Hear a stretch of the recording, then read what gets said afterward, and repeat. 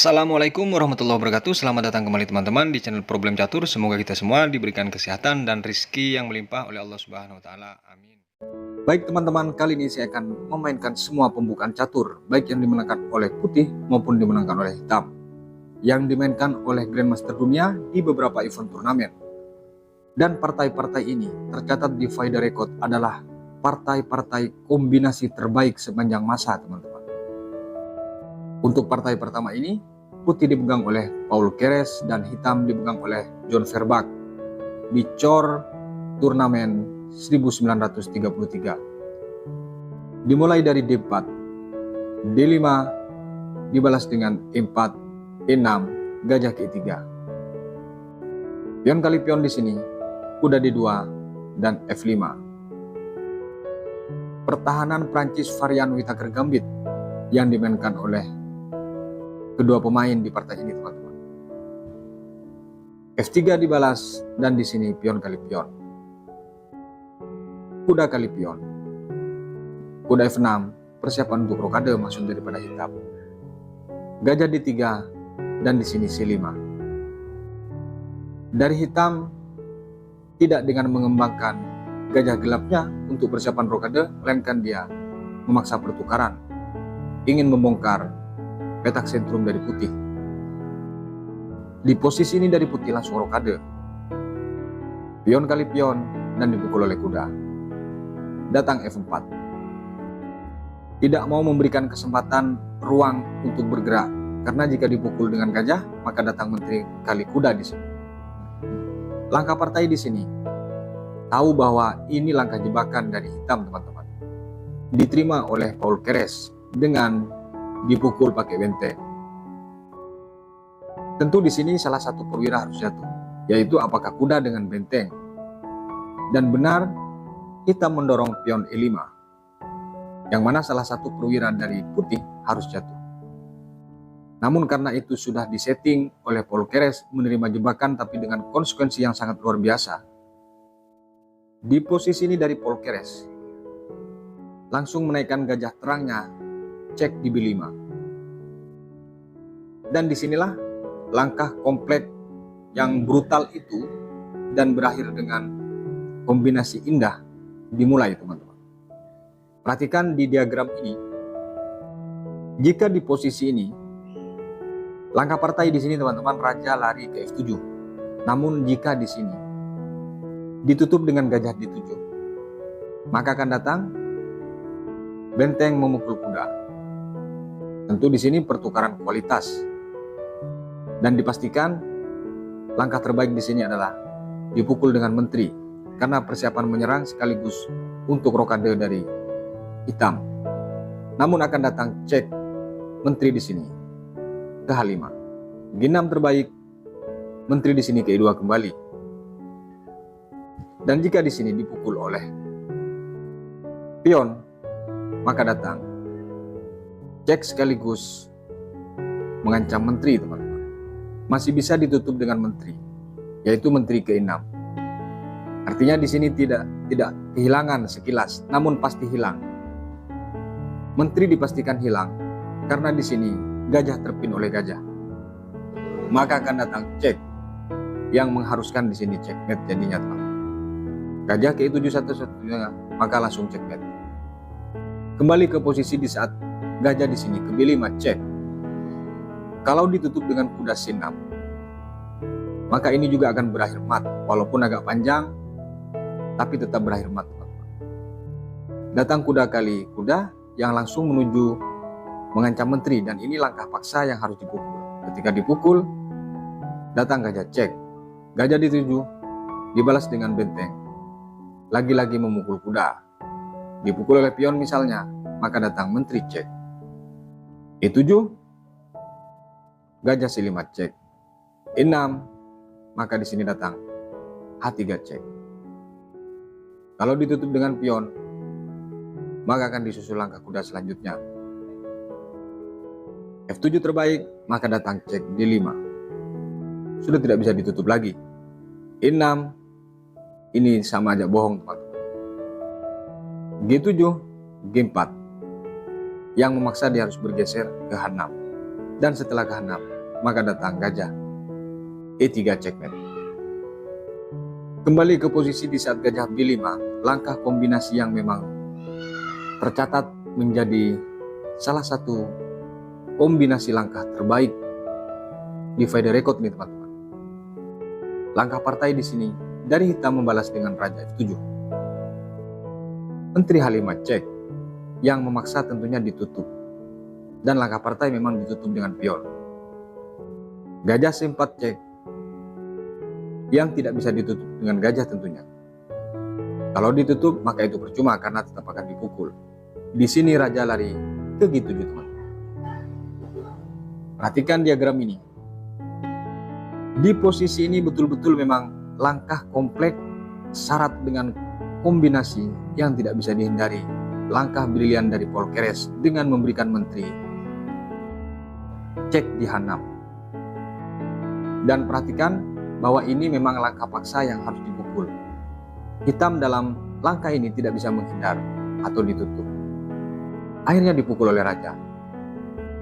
Datang di sini benteng H4 cek yang lagi-lagi tidak bisa ditutup karena di sini double cek teman-teman. Yang dipaksa raja harus mundur G7 dan di closing dengan langkah yang brilian oleh Paul Keres, gajah H6 sekaligus checkmate. Luar biasa dari Paul Keres langkah kombinasi ini teman-teman. Kita lanjut ke partai berikutnya. Di partai yang kedua nih teman-teman, dari kombinasi terbaik yang dimainkan oleh Grandmaster dunia dimenangkan oleh hitam. Putih dipegang oleh Robert Eugene dan hitam dipegang oleh Bobby Fischer di US Championship 1963. Dimulai dari D4, kuda F6 dan C4, G6, G3, C6 dan gajah ke G2, D5, pion kali pion, pion kali pion, kuda C3, gajah G7. King Indian Defense varian fianchetto dimainkan di partai ini. E3 dibalas oleh putih, hitam rokade. Kuda ke E2, persiapan untuk rokade, kuda C6. Dibalas dengan rokade oleh putih, B6 dan B3. Gajah di sini ke-6 dengan mengancam kuda terang, putih, gajah ke-3. Balik mengancam di sini teman-teman. Dibalas dengan langkah benteng G8, menghindari ancaman gajah, menteri D2. E5 yang memaksa membongkar pertahanan dari putih di sini. Diterima oleh putih. Dibalas dengan langkah kuda kali pion dan benteng ke D1. Target pion D5 oleh para perwira dari putih, yang mana pion yang di D5 ini sangat lemah teman. Namun di sini dibalas dengan langkah kuda D3. Ditutup ancaman yang betul-betul melemahkan pion D5 oleh Bobby Fischer teman-teman. Menteri C2 yang mengharuskan di sini kuda harus pindah. Jika tidak maka terjadi pertukaran yang tidak bisa dihindari. Namun langkah kejut dari Bobby Fischer di posisi ini teman-teman adalah kuda dibuang atau dipukulkan ke pion F2. Langkah partai di sini raja memukul kuda teman-teman. Jika di posisi ini teman-teman, bukan itu langkah yang dimainkan oleh putih. Misal dia dengan memukul kuda dengan persiapan cek yang sekaligus mengancam menteri, maka akan datang benteng terlebih dahulu ke C8. Kuda di sini kali kuda sekaligus cek, maka dipukul oleh menteri. D2, kuda di sini memukul benteng. Benteng di sini kali kuda, benteng ke-8 sekaligus mengancam menteri. Kuda D4, gajah ke-6 menjadi lemah posisi putih dan terbalik di sini tentunya. Ketika mencoba melindungi, maka datang pertukaran yang tidak bisa dihindari. Entah dipukul dengan pion atau dengan menteri, di sini tidak ada bedanya teman-teman. Jika dipukul dengan menteri maka tetap akan hilang. Pion kali benteng, datang checkmate. Satu benteng unggul dari hitam, teman-teman. Kembali ke posisi di saat kuda di sini memukul pion F2, langkah partai di sini diterima dengan dipukul oleh raja. Kuda cek G4, yang mana jika raja di sini lari ke F1, tentu datang cek yang sekaligus menggarpu menteri dan raja, teman-teman. Namun di sini dijawab dengan langkah raja G1. Tentu hanya ancaman kualitas di sini yang dimainkan oleh putih dan dipukul oleh Bobby Fischer. Menteri D2, perhatikan teman-teman, di saat posisi menteri D2 ini, posisi dari hitam sudah kalah satu perwira. Kuda di sini kali gajah dan dibalas dengan raja kali kuda D4. Langkah pion ini didorong sekaligus mengancam kuda dan membuka jalur serang diagonal gajah terang hitam. Diterima dengan dipukul oleh kuda karena melihat bahwa di sini menang tenaga daripada putih, teman-teman. Apalagi dari hitam sudah kalah perwira. Gajah cek di sini B7, raja F1. Dibalas dengan menteri di sini ke D7, teman-teman. Ternyata di posisi ini yang kita lihat bahwa tidak ada serangan yang sangat mematikan atau seperti apa, namun di posisi ini, teman-teman, dari putih menyerah. Mungkin sedikit aneh dari langkah yang dimaksud, kenapa kok bisa menyerah di posisi ini. Baik, kita akan bahas satu-satu kenapa dia kok bisa menyerah di posisi ini. Langkah terbaik di posisi ini adalah kuda ke F3. Namun akan datang menteri cek H3. G2 ditutup menteri ke F5 dengan ancaman kuda ini tentunya. Raja F2, maka datang gajah kali kuda. Perwira tentu kembali imbang. Benteng di sini ke C1 dengan mengancam gajah. C8. G4, menteri F4. Menteri G3, menteri cek. Dan ketika dia lari ke G2, maka akan datang cek selanjutnya, teman-teman, yang lagi-lagi minta ditutup. Menteri F2, gajah cek G1. Di posisi ini walaupun ditukar dengan benteng satu menteri dengan dua benteng, ini masih mutlak kemenangan untuk hitam, teman-teman. Kembali ke posisi di saat menteri D7, kenapa di sini putih menyerah dengan langkah kombinasi yang sangat tinggi spekulasi dari Bobby Fischer, teman. Kalau di posisi ini raja bergeser ke G1, maka di sini menteri ke H3 dengan ancaman checkmate. F2 menteri, datang benteng G1 yang merupakan langkah paksa. Harus dipukul. Dipukul oleh benteng, karena kalau dipukul dengan menteri tentu checkmate. Maka datang gajah kali kuda. Langkah ini yang dikhawatirkan oleh putih, teman-teman. Makanya dia langsung menyerah. Dan di sini tidak bisa menghindar. Artinya menteri wajib memukul gajah. Kalau tidak dia harus kehilangan menteri. Bergeser, ancamannya checkmate. Jika di sini benteng G3 tetap akan dipukul. Kuda ke-4 sekalipun, kuda di sini dipukul. Tetap ancamannya tidak berubah. Sementara menteri tidak bisa digeser. Kalau di posisi ini masih dilanjutkan dengan benteng F1 misalnya, maka checkmate. Menteri tidak bisa menolong karena terpin oleh gajah. Langkah ini yang dikhawatirkan oleh putih. Makanya di posisi menteri D7 langsung menyerah dari putih, teman-teman. Kita lanjut ke partai berikutnya. Di partai yang ketiga nih, teman-teman, dimenangkan oleh putih.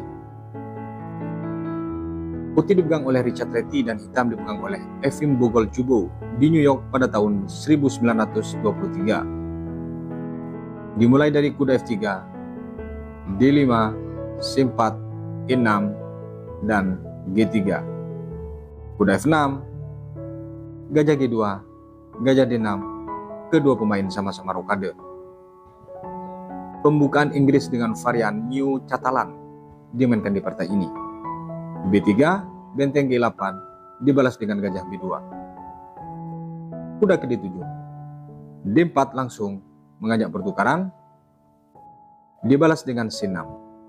Hitam lebih memilih pasif agar diagonal gajah gelap dari putih tidak terbuka jalurnya, teman.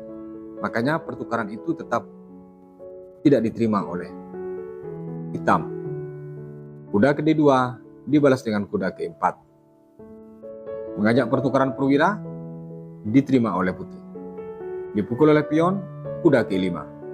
Ini langkah awal dari putih yang mencari gara-gara, teman-teman. Agar jalur ini terbuka menjadi serangan penuh dan pion yang di E5, pion yang di E4 hitam nih, teman-teman, menjadi gantung. F5 dibalas karena takut kehilangan pion tersebut. Di sini F3, lagi-lagi diajak paksa, diterima oleh hitam, dipukul oleh gajah. Menteri C7, dan di sini kuda kali kuda, dipukul oleh gajah. E4, E5. Dari hitam tidak mau kalah setar untuk serangan tersebut, teman-teman. C5 dibalas agar gajah gelap dari hitam bergeser. Gajah ke F8. Menteri C2 dilanjutkan dengan pion kali pion. Di posisi ini, karena pion yang di F5 hanya dijaga oleh satu perwira, maka dari putih memilih memukul pion F. Benteng ke D8, gajah di sini langsung ke H5 mengancam benteng. E5 benteng dengan mengancam 2 kali pion. Di sini gajah langsung memukul pion D4. Benteng di sini kali pion dan benteng di sini kali benteng. Dipukul oleh gajah. Perhatikan, teman-teman. Ini bertujuan untuk mendapatkan gajah gelap putih. Di sini datang langkah, yaitu menteri memukul gajah, teman-teman. Karena kalau menteri cek akan ditutup dengan benteng. Langkah partai di sini, teman-teman, dari hitam mengambil gajah yang di D4. Jika di posisi ini D6 dibalas, maka akan datang dengan menteri ancaman checkmate. Kalau dipukul misalnya terlebih dahulu, menjadi unggul kualitas, teman-teman. Ketika di sini dipukul gajah, benteng F1 dengan ancaman gajah, B6, ancaman skak sekaligus mengancam menteri, maka tetap akan dipukul. Dipukul, teman-teman. Ini ketika tadi dengan mengancam menteri dan gajah, teman-teman. Kembali ke posisi di saat menteri di sini memukul gajah. Langkah partai benteng kali gajah. Benteng F1 dengan ancaman checkmate. Benteng ke D8. Gajah cek di sini, yang mana tidak bisa dipukul dengan menteri. Kalau dipukul dengan menteri dipastikan mat. Langkah partai di sini raja ke H8. Satu langkah dari ini, dari hitam menyerah. Kemana langkah menyerah daripada hitam? Adalah gajah ke E8. Dibolak-balik bagaimanapun ini adalah ancaman checkmate. Makanya di posisi ini dari hitam menyerah, teman. Jika di posisi ini dipaksakan dilanjutkan, jika misalnya dari hitam belum sadar bahwa ini adalah langkah checkmate, dipukul dengan benteng, maka datang menteri kali gajah sekaligus cek. Dipukul, checkmate. Kemungkinan yang lain, kalau menteri misalnya ke E7, untuk melindungi gajah gelapnya, tetap akan dipukul, teman-teman. Dipukul dan datang checkmate. Kemungkinan terakhir di posisi ini kenapa menyerah? Di saat gajah E8, bagaimana kalau H6? Apakah ini checkmate?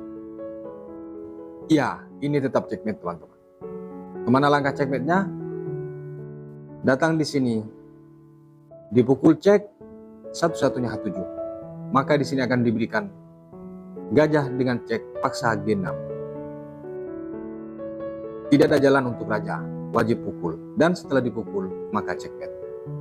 Makanya di posisi gajah E8, dari hitam langsung menyerah atas langkah kombinasi indah putih teman-teman.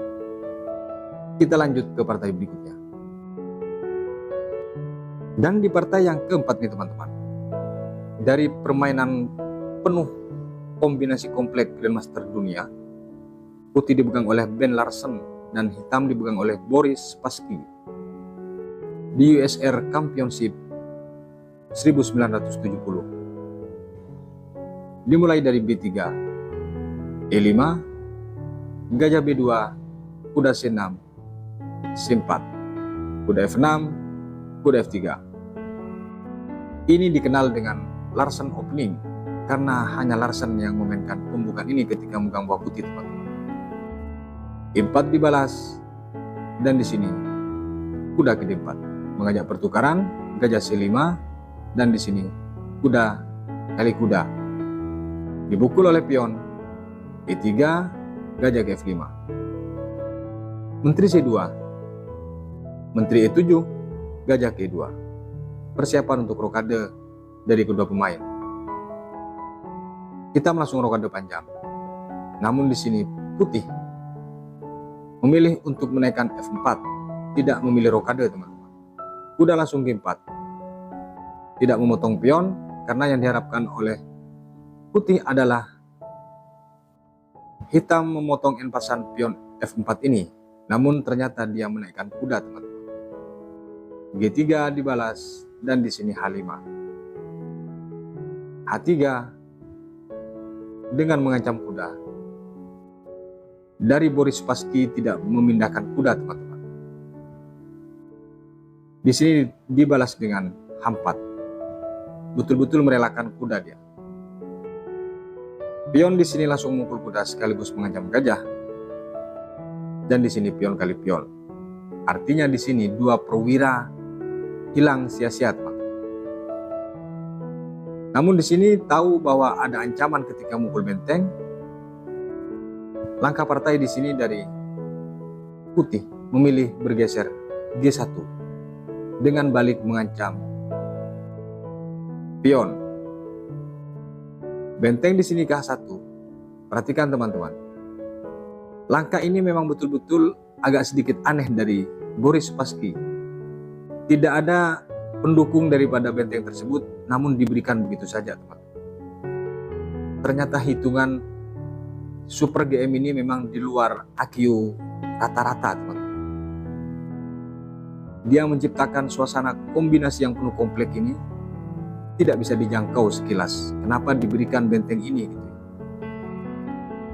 Namun ternyata di sini diberikan merupakan langkah paksa yang ketika dia bergeser maka datang dorongan pion. Di posisi ini langkah partai teman-teman diterima oleh putih.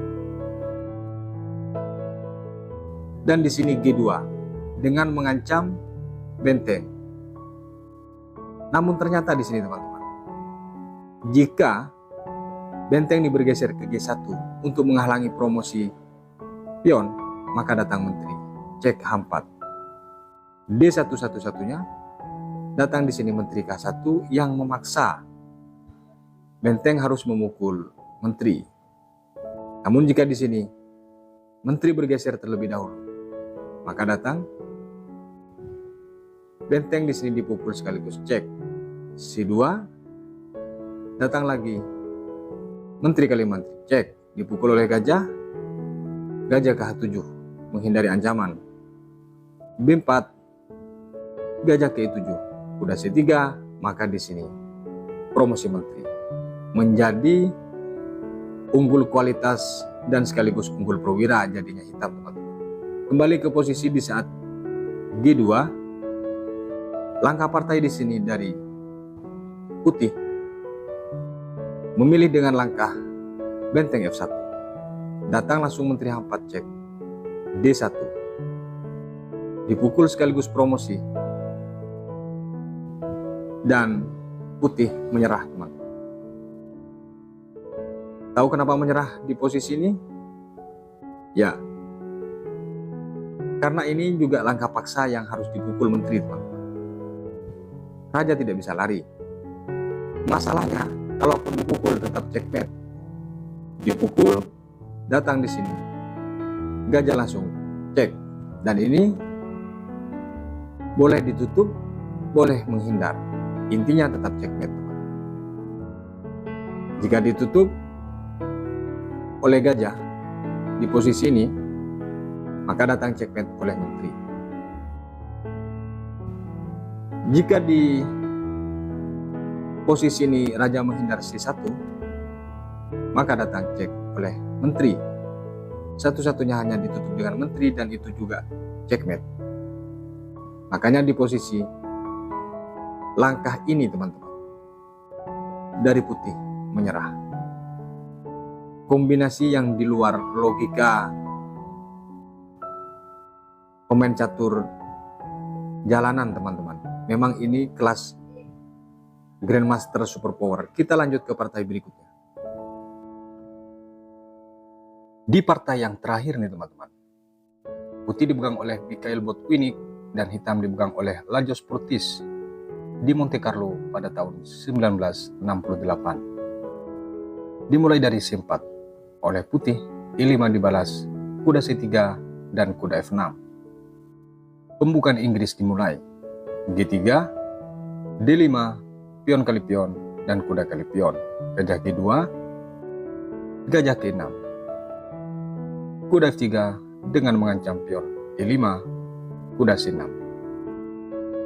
Putih langsung rokade. Kuda B6, dan di sini D3. Dengan varian Reserve Dragon dari pembukaan Inggris ini, teman-teman. Jarang dimainkan di beberapa event oleh Botvinnik. Gajah ke E7 dan dibalas dengan A3. A5, langsung gajah ke E3 dengan mengancam kuda di sini. Rokade dari hitam. Kuda keempat mengajak pertukaran. Di sini diterima oleh hitam. Dipukul oleh menteri, gajah ke D5. Benteng ke C1 dengan maksud mengancam kuda di sini. Sekalian pengembangan ke arah serang sayap menteri dari putih.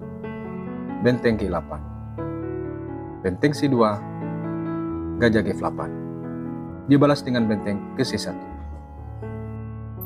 Di posisi ini, teman-teman, jika dari hitam menjawab gajah D6,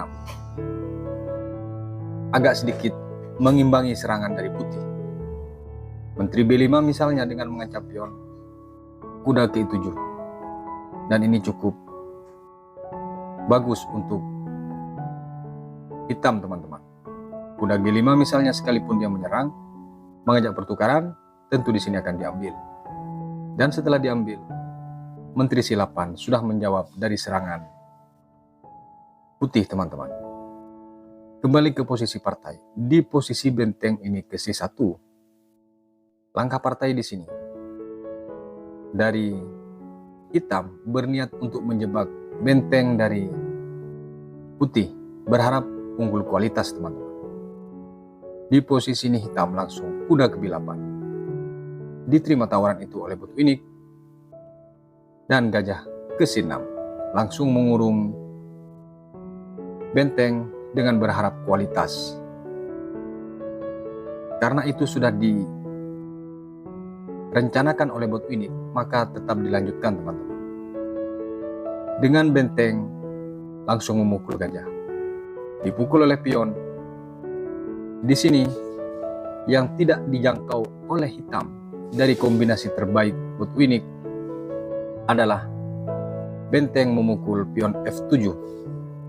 Langkah ini tidak terbaca, teman-teman.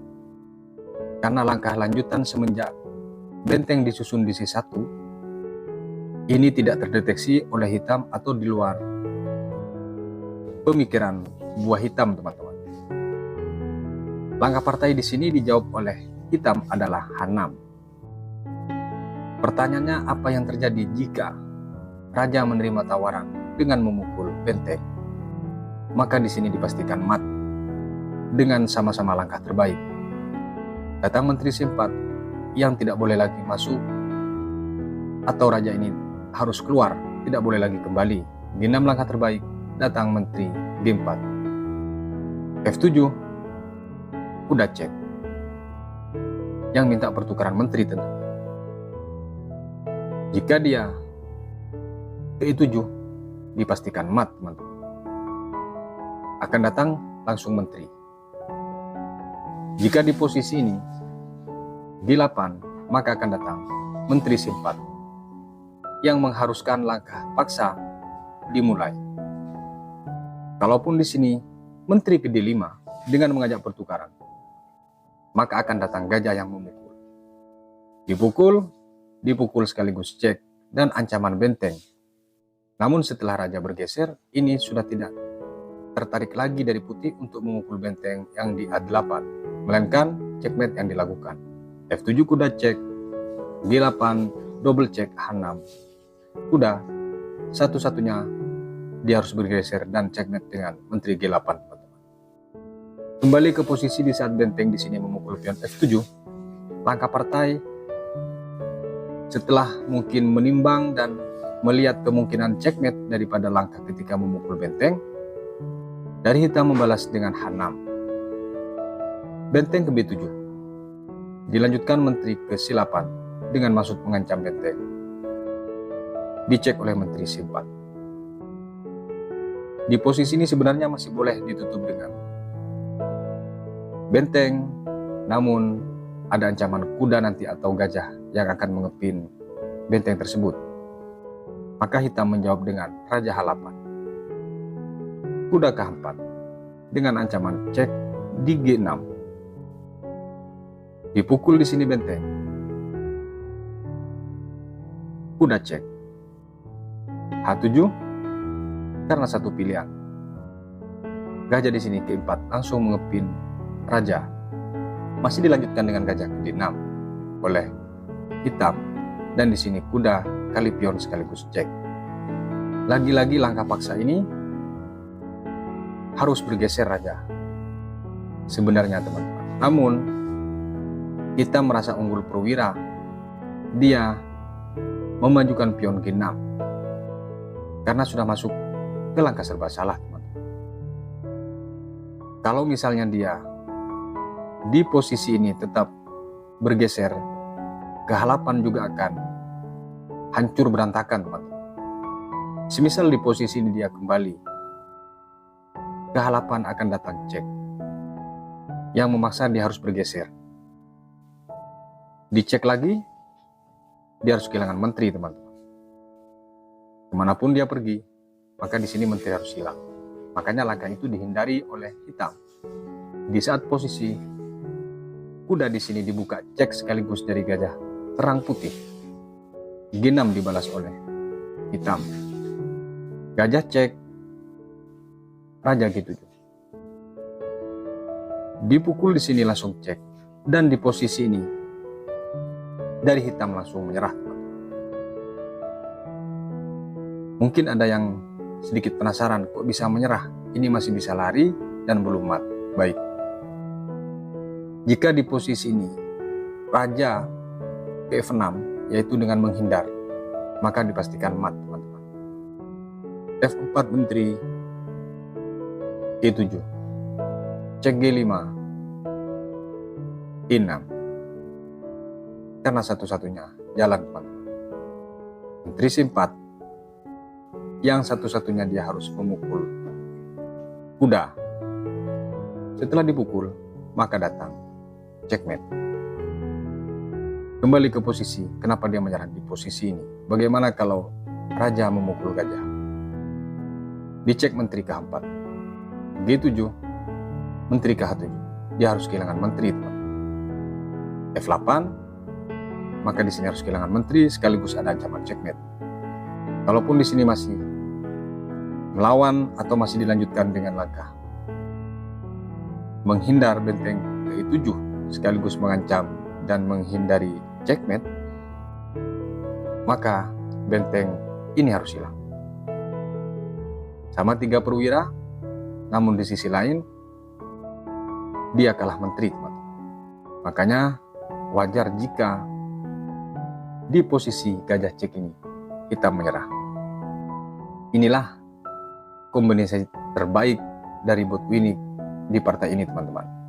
Semoga bermanfaat untuk insan catur dunia, khususnya Indonesia. Sampai berjumpa di kombinasi berikutnya. Wassalamualaikum warahmatullahi wabarakatuh.